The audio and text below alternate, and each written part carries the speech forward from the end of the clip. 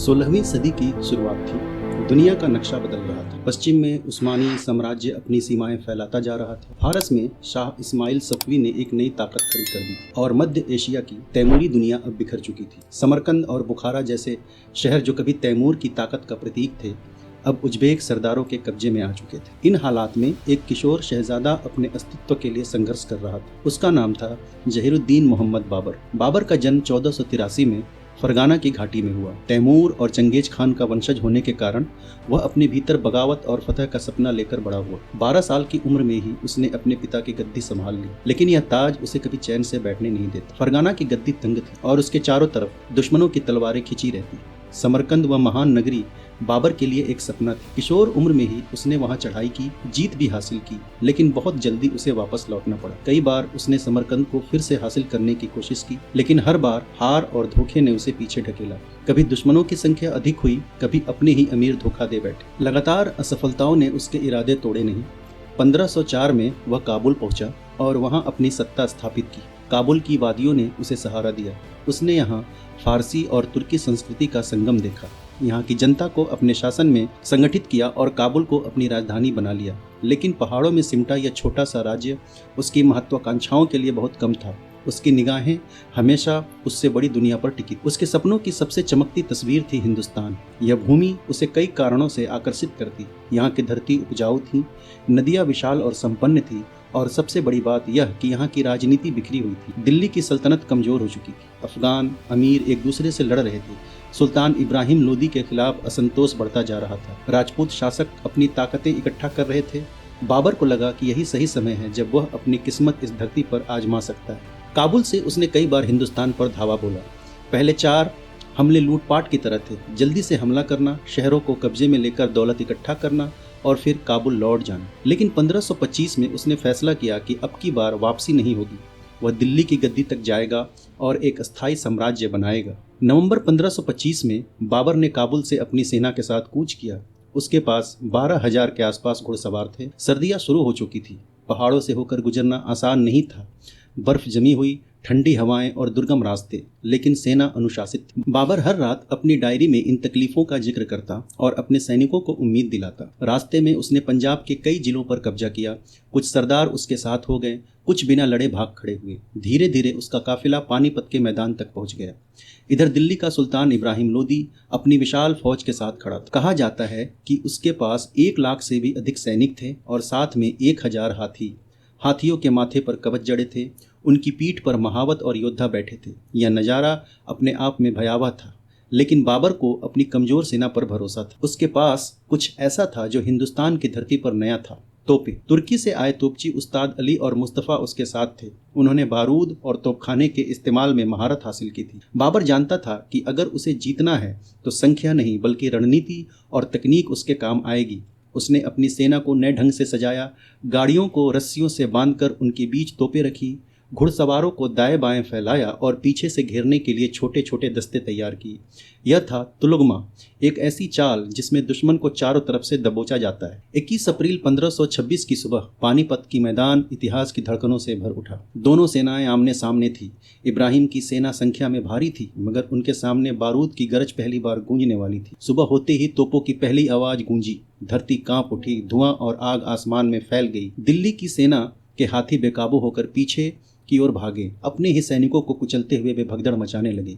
बाबर के तीरंदाजों ने तीरों की बारिश शुरू कर दी। उसके घुड़सवार दाएं बाएं से निकलकर लोदी की सेना की पीठ पर टूट पड़े। युद्ध कई घंटों तक चला। इब्राहिम लोदी बहादुरी से लड़ा, मगर उसकी विशाल सेना में अनुशासन की कमी थी। अचानक तोपों की गड़गड़ाहट और पीछे से हमले ने उन्हें तोड़ दिया।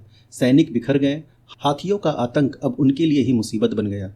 इब्राहिम खुद भी मैदान में मारा गया।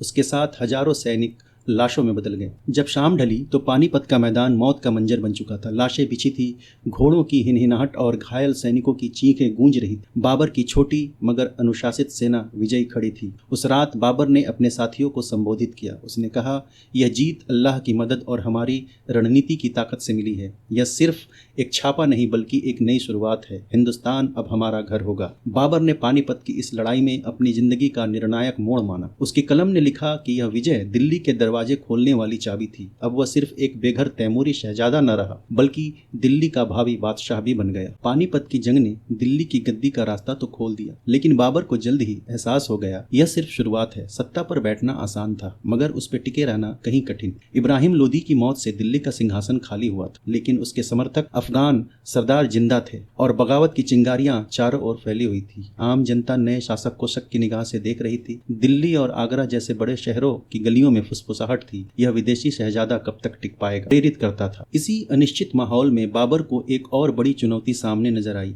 यह चुनौती थी हिंदुस्तान की सबसे संगठित शक्ति राजपूतों की। इन राजपूतों का नेतृत्व कर रहे थे मेवाड़ के शूरवीर राजा राणा सांगा। राणा सांगा की गिनती उस समय उत्तर भारत के सबसे ताकतवर राजाओं में होती थी। कहा जाता है कि उन्होंने 80 से अधिक जंगें लड़ी थी। उनके शरीर पर अनगिनत घावों के निशान थे और उन्होंने एक आंख और एक हाथ युद्ध भूमि में खो दिया था। फिर भी उनकी प्रतिष्ठा और साहस लोगों को प्रेरित करते थे। राणा सांगा ने बाबर को खुले शब्दों में चुनौती दी। उनका मकसद सिर्फ बाबर को दिल्ली से हटाना नहीं था, बल्कि पूरे उत्तर भारत पर राजपूत परचम लहराना था। उन्होंने चित्तौड़, अजमेर, मालवा, ग्वालियर और कई अन्य राजपूत राज्यों को साथ जोड़ा। अफगान सरदार जो लोदी वंश की हार से नाराज थे, उन्होंने भी राणा सांगा के साथ हाथ मिला लिया। यह गठबंधन बाबर के लिए भयावह खबर थी। बाबर जानता था कि इस युद्ध का नतीजा उसके भविष्य का फैसला करेगी। अगर वह हार गया तो पानीपत की जीत एक हादसा बनकर रह जाएगी, अगर जीत गया तो हिंदुस्तान में उसकी सल्तनत की जड़ें मजबूत हो जाएंगी। लेकिन उसकी सेना संख्या में अभी भी कमजोर थी। ऐसे समय में उसने अपने सैनिकों के सामने एक बड़ी घोषणा की। बाबर ने अपने जीवन की सबसे अहम कसम खाई। उसने शराब हमेशा के लिए छोड़ दी। उसने अपने प्यालों और मदिरा को तोड़कर जमीन में गाड़ दिया और अपने अमीरों से कहा कि यह लड़ाई केवल सत्ता के लिए नहीं, यह ईमान और धर्म की रक्षा के लिए। उसने इस युद्ध को जिहाद का रूप दिया और अपने सैनिकों का मनोबल, यह धार्मिक संकल्प उसकी सेना के लिए मनोवैज्ञानिक ताकत बन गया। 1527 की शुरुआत में राणा सांगा अपनी विशाल सेना के साथ मैदान में उतरा। उसकी सेना की संख्या बाबर से कई गुना अधिक थी।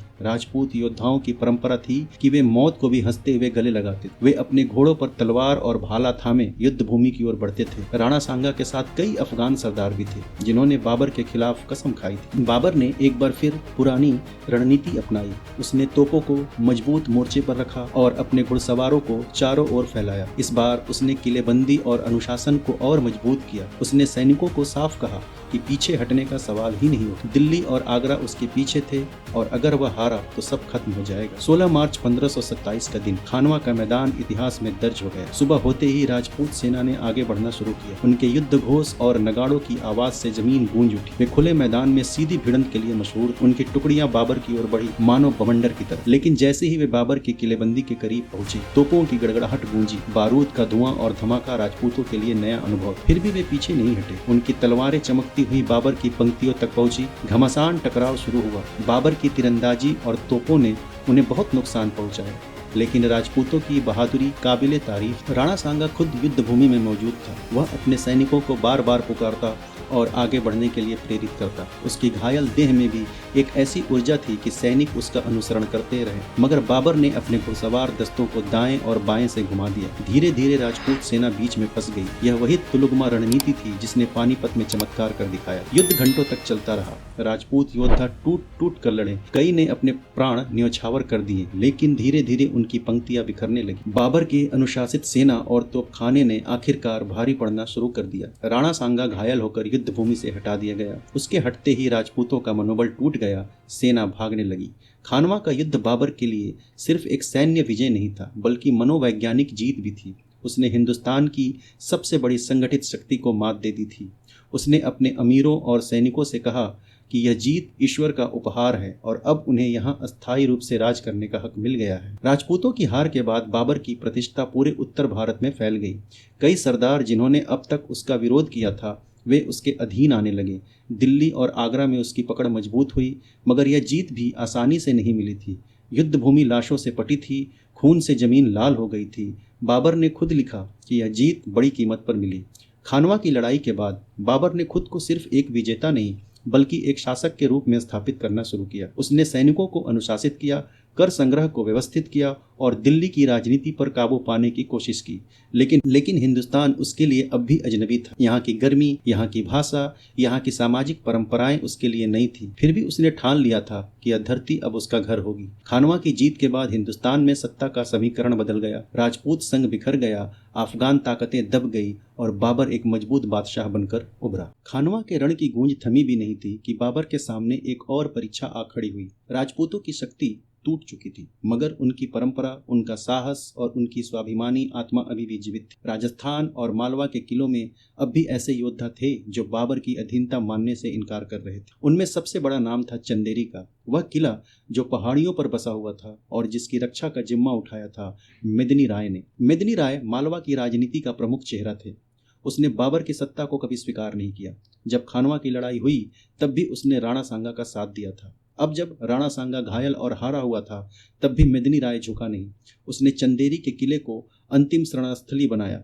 बाबर जानता था कि अगर चंदेरी उसके हाथ से बचा रहा तो उसकी जीत अधूरी मानी जाएगी। इसलिए उसने सेना को तैयार किया और 1528 की ठंडी जनवरी में चंदेरी की ओर कूच किया। चंदेरी का किला पहाड़ियों पर बसा हुआ था। उसकी ऊंचाई और प्राकृतिक सुरक्षा ने उसे लगभग अभेद्य बना दिया था। चारों ओर गहरी खाइयां और ऊंची दीवारें थीं। किले के अंदर राजपूत योद्धाओं के साथ साथ उनके परिवार भी मौजूद थे। बाबर ने किले को घेर लिया। उसके तोपची लगातार दीवारों पर हमला करने लगे। कई दिनों तक यह घेराबंदी चलती रही, लेकिन मेदिनी राय ने हार मानने से इनकार कर दिया। जब किले की दीवारें टूटने लगी और बच निकलने का कोई रास्ता न रहा तो उसने राजपूत परंपरा के अनुसार अंतिम निर्णय लिया। महिलाओं और बच्चों ने जौहर किया। अग्नि कुंड में कूदकर उन्होंने अपने प्राण त्याग दिए ताकि दुश्मन के हाथ न लगे। पुरुषों ने साका किया। युद्ध भूमि में सफेद वस्त्र पहनकर अंतिम प्रहार के लिए निकले। तलवारें खिंच गईं, रक्त की नदियां बह चली। बाबर ने यह दृश्य अपनी आंखों से देखा और उसकी कलम ने दर्ज किया कि यह विजय खून और आंसुओं से भरी थी। चंदेरी की जीत ने बाबर को एक और शक्ति दी, लेकिन दूसरी ओर उससे यह भी एहसास हो गया कि यह धरती सिर्फ तलवार से नहीं जीती जा सकती। यहाँ की परंपराएं और विश्वास इतने गहरे थे कि उन्हें तोड़ना आसान नहीं था। चंदेरी के बाद बाबर का ध्यान पूर्व की ओर गया, गंगा और उसकी सहायक नदियों के किनारे बसे बिहार और बंगाल की ओर। वहां अफगान सरदार अभी भी ताकतवर थे। वे बाबर को विदेशी मानते और अपनी स्वतंत्रता के लिए लड़ते। साथ ही बंगाल का सुल्तान भी इस गठबंधन का हिस्सा बन गया। बाबर जानता था कि अगर इन ताकतों को न दबाया गया तो उसकी दिल्ली और आगरा की सत्ता कभी स्थिर नहीं होगी। 1529 में बाबर ने अपने सैनिकों को घाघरा नदी की ओर बढ़ाया। यह वही इलाका था जहां गंगा और घाघरा की धाराएं मिलती थी और यहां अफगानों और बंगालों की संयुक्त सेना ने डेरा डाल रखा था। उनकी संख्या बाबर से कई गुना अधिक थी। उनके पास नावें थी, नदी की धारा का सहारा था और स्थानीय लोगों का समर्थन। लेकिन बाबर का आत्मविश्वास और उसकी रणनीति अब तक उसे लगातार विजय दिला चुकी थी। बाबर ने घाघरा के किनारे अपनी सेना को सजाया। उसने तोपों को नदी के पार भी पहुंचाया और घुड़सवारों को इस तरह फैलाया कि दुश्मन चारों ओर से घिर जाए। युद्ध का बिगुल बजा और दोनों सेनाएं आमने सामने आ गई। नदी के किनारे यह जंग अलग ही रंग में लड़ी गई। अफगान सैनिकों नाव से हमला करते, मगर बाबर के तोपची उन्हें पानी में ही डुबो देते। घुड़सवार दलों ने पीछे से घेरकर उनकी पंक्तियां तोड़ी। लंबे संघर्ष के बाद अफगानों और बंगाल की संयुक्त सेना टूट गई। नदी के किनारा लाशों से पट गया। घाघरा की यह जीत निर्णायक साबित हुई। अब गंगा घाटी बाबर के अधीन आ गई। दिल्ली से लेकर बिहार तक उसकी सत्ता फैल गई। बंगाल का सुल्तान पीछे हटने को मजबूर हुआ और अफगान सरदारों की शक्ति लगभग समाप्त हो गई। लंबे संघर्ष के बाद अफगानों और बंगाल की संयुक्त सेना टूट गई। नदी के किनारा लाशों से पट गया। घाघरा की यह जीत निर्णायक साबित हुई। अब गंगा घाटी बाबर के अधीन आ गई। दिल्ली से लेकर बिहार तक उसकी सत्ता फैल गई। बंगाल का सुल्तान पीछे हटने को मजबूर हुआ और अफगान सरदारों की शक्ति लगभग समाप्त हो गई। घाघरा की विजय ने बाबर को वह आत्मविश्वास दिया जो उसे लंबे समय से चाहिए था। अब उसे यकीन हो गया कि हिंदुस्तान में उसका साम्राज्य सिर्फ तलवार की धार पर नहीं बल्कि स्थायी प्रशासन पर टिक सकता है। मगर यह भी उतना आसान नहीं। नई नई जीती हुई जमीनों पर कर वसूली की व्यवस्था करनी थी, किसानों से सहयोग लेना था, स्थानीय सरदारों और जमींदारों को अपने अधीन रखना था। बाबर ने अपने अमीरों से कहा कि अब समय आ गया है कि वे सिर्फ युद्ध ही नहीं बल्कि शासन की कला भी सीखें। उसने कर व्यवस्था को व्यवस्थित करने की कोशिश की, मगर हर जगह विरोध और असंतोष का सामना करना पड़ा। कई जगह लोगों ने कर देने से इनकार कर दिया। अफगानों के छोटे छोटे दल अब भी विद्रोह कर रहे थे। इन मुश्किलों के बीच बाबर ने अपनी सेना को और मजबूत किया। उसने सैनिकों को वेतन देना शुरू किया, उन्हें जमीन बंटवाकर उनकी वफादारी पक्की की। उसने घोड़ों और तोपखाने की संख्या बढ़ाई। अब वह सिर्फ एक विजेता नहीं रहा बल्कि एक शासक बनने की तैयारी कर रहा था। घाघरा की जीत के बाद बाबर ने राहत की सांस ली। उसे लगा कि अब उसकी जड़ें इस धरती में गहरी हो चुकी हैं, मगर उसे यह भी मालूम था कि यह शुरुआत है, अभी और भी चुनौतियां सामने आने वाली हैं। चंदेरी और घाघरा की जंगों ने बाबर को यह सिखा दिया कि हिंदुस्तान एक आसान जमीन नहीं है। यहाँ के योद्धा तलवार के सामने सिर झुका सकते हैं, लेकिन अपने स्वाभिमान के साथ समझौता नहीं करते। यहाँ की नदियाँ और धरती उपजाऊ है, मगर उनका शासन करना कठिन है, और यही कठिनाई एक साम्राज्य की असली परीक्षा होती है। इन जीतों के बाद बाबर के नाम पूरे उत्तर भारत में गूंजने लगा। दिल्ली और आगरा में उसकी सत्ता स्थिर हुई, बिहार तक उसकी पकड़ मजबूत हुई। अब वह मुगल साम्राज्य का संस्थापक कहलाने के करीब पहुंच चुका था। खानवा, चंदेरी और घाघरा की लड़ाइयों के बाद बाबर का साम्राज्य उत्तर भारत की जमीन पर मजबूत हो चुका था। अब वह सिर्फ एक बाहरी आक्रमणकारी नहीं रहा। दिल्ली और आगरा की गद्दी पर बैठकर उसने खुद को एक शासक की तरह स्थापित कर लिया था, मगर जीत की तलवार के बाद उसके सामने शासन और संस्कृति की चुनौतियां थी। यही वे साल थे जब बाबर का दूसरा रूप सामने आता है, वह रूप जो तलवार से उतना ही ताकतवर था जितना कलम और नजरिए से। बाबर एक योद्धा होने के साथ साथ एक लेखक भी था। उसने अपनी आत्मकथा लिखी, जिसे आज हम बाबरनामा के नाम से जानते हैं। उसमें वह केवल जंग का हाल ही दर्ज नहीं करता, बल्कि अपने दिल की गहराइयों को भी उकेरता है। वह लिखता है कि हिंदुस्तान की नदियाँ कितनी विशाल हैं, यहाँ की धरती कितनी उपजाऊ है, और यहाँ की फसलें कैसी विविधता से भरी हुई हैं। गेहूं, चावल, गन्ना, आम, केला, इन सब का वर्णन वह वैसे करता है मानो कोई कवि अपनी कविता लिख रहा हो। मगर साथ ही वह यह भी कहता है कि यहाँ की गर्मी बेहद कड़ी है, यहाँ के मकान सादे और असुविधाजनक है, और लोग अक्सर सफाई का ध्यान नहीं रखते। यह उसका एक ईमानदार दृष्टिकोण था, जहाँ प्रशंसा भी थी और आलोचना भी। बाबर को बाग बनाने का बड़ा शौक था। उसने फारसी और मध्य एशियाई अंदाज में बाग बनवाए। बाबर को बाग बनाने का बड़ा शौक था। उसने फारसी और मध्य एशियाई अंदाज में बाग लगाए। लाहौर में उसने नहरों और हरियाली से घिरा हुआ बाग बनाया। यह सिर्फ पेड़ पौधे लगाने का शौक नहीं था, बल्कि यह एक संदेश था कि उसका राज केवल तलवार से नहीं बल्कि संस्कृति और सुंदरता से भी जुड़ा है। इन बागों में वह बैठकर कविता करता, प्रकृति को निहारता और अपने जीवन पर विचार करता। वह संगीत और साहित्य का प्रेमी भी था। दरबार में कवियों और विद्वानों को जगह मिलती। खुद बाबर फारसी और तुर्की में शायरी करता। उसकी पंक्तियों में कभी जंग का शौर्य दिखता तो कभी जीवन की नश्वरता का दर्द। वह लिखता है कि इंसान की जिंदगी नदी के बहाव की तरह है, कभी तेज कभी धीमी और आखिरकार समुद्र में खो जाने वाली। यह दृष्टि उसे अन्य शासकों से अलग करती थी, लेकिन राजनीति का बोझ और लगातार युद्धों की थकान उसके शरीर पर असर डालने लगी। 1529 और 1530 के सालों में बाबर बार बार बीमार पड़ा। कभी बुखार, कभी बदन दर्द और कभी कमजोरी ने उसे घेर लिया। बावजूद इसके वह प्रशासन संभालता रहा। हुमायूं, उसका बड़ा बेटा, उसके सबसे नजदीक था। बाबर जानता था अगर उसकी मौत हो गई तो यही बेटा उसकी विरासत को आगे ले जाएगा। 26 दिसंबर 1530 का दिन। आगरा का किला खामोश। बाबर का शरीर अब कमजोर हो चुका था। उसकी आंखों में अब भी चमक थी, मगर सांसें थम रही। उसने अपने उत्तराधिकारी का नाम साफ साफ किया, हुमायूं। वह चाहता था कि मुगल साम्राज्य उसके बाद भी कायम रहे। मौत के समय बाबर ने एक आखिरी इच्छा जताई। उसने कहा कि उसे काबुल में दफन किया जाए। वही काबुल जिसने उसे आश्रय दिया था जब दुनिया ने उसे ठुकरा दिया था। वही काबुल जहां से उसने हिंदुस्तान की ओर अपने सपनों की उड़ान भरी थी। और अंततः उसकी देह को काबुल ले जाया गया और बागे बाबर में उसे सुपुर्द खाक किया गया। बाबर का जीवन केवल एक साम्राज्य बनाने की कहानी नहीं थी। यह उस इंसान की गाथा थी जो बार बार हार कर भी उठ खड़ा हुआ, जिसने अपनी कलम से उतनी ही गहराई छोड़ी जितनी अपनी तलवार से, और जिसने हिंदुस्तान की मिट्टी पर वह नींव रखी जिसे आगे चलकर अकबर जैसे सम्राट ने एक विशाल साम्राज्य खड़ा किया। बाबर की आखिरी सांसों के साथ एक नई गाथा की शुरुआत हुई, मुगल साम्राज्य की गाथा, जो आने वाली पीढ़ियों में फलने फूलने वाली थी। हुमायूं, अकबर, जहांगीर, शाहजहां और औरंगजेब, इन सब की कहानियों की जड़ें बाबर की उन्हीं 5 सालों में थी जब उसने हिंदुस्तान की धरती पर पांव जमाए।